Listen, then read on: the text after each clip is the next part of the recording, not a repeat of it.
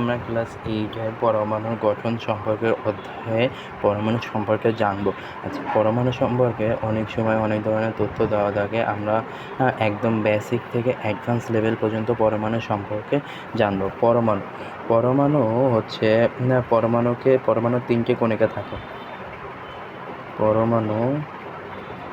পরমাণু হলো অবিভাজ্য ক্ষুদ্রতম একক। অবিভাজ্য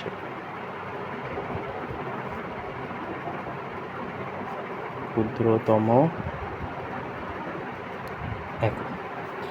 এই ধারণাটা দেন বিজ্ঞানী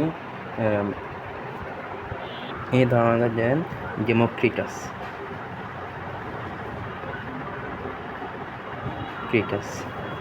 আচ্ছা, পরমাণু সম্পর্কে, পরমাণুকে যতই ভাঙা হোক না কেন, পরমাণুর চেয়েও ক্ষুদ্রতম কোনো কণা নেই।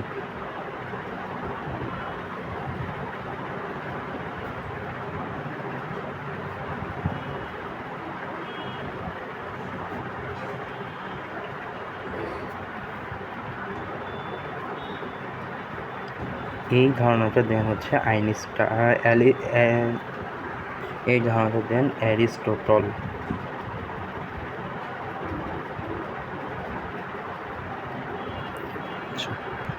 পরমাণু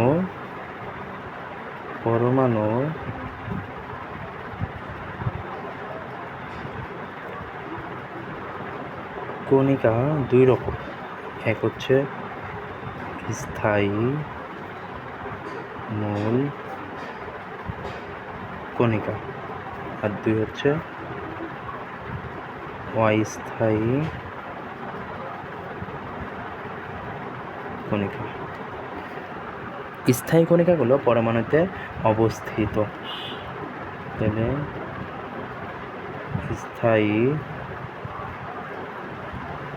মূল কণিকাগুলো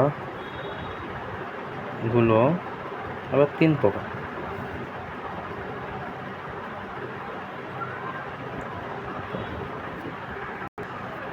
এক, প্রোটন।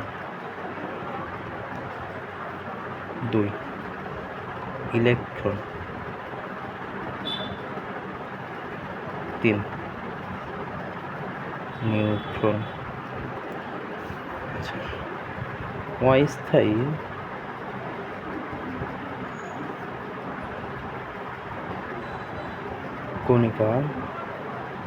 কণিকার মধ্যে আছে 1, নিউট্রিনো।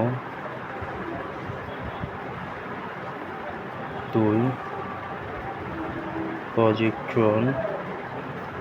3, আলফা কণা। 4, ডিউটেরন ইত্যাদি।